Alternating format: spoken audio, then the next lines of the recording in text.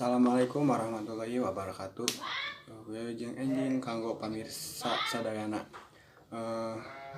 Tepangkeun simkuring Ridwan di kelas 12 IPA hiji.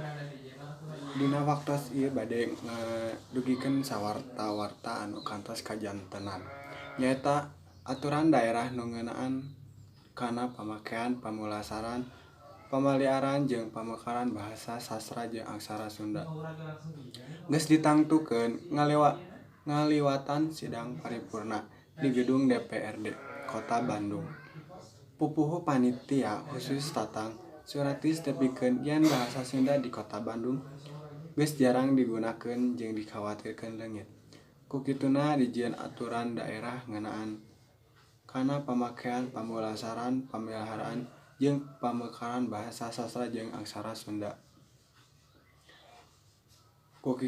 Ku kituna dina aturan Perda diatur diantarana unggal poe Rabu. Sakabeh warga Kota Bandung katut pajabat atawa masyarakat wajib ngagunakeun bahasa Sunda. Di sakola oge pangajaran bahasa Sunda wajib dijadikeun kurikulum ti mimiti SD, SMP, nepi ka SMA. Pupuhu DPRD Kota Bandung Erwan Setiawan nepikeun kana pangesahan Perda bahasa Sunda.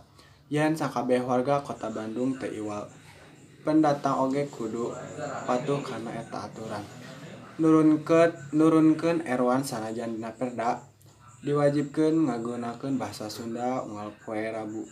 Tapi eueuh sanksi pikeun anu henteu ngagunakeunana.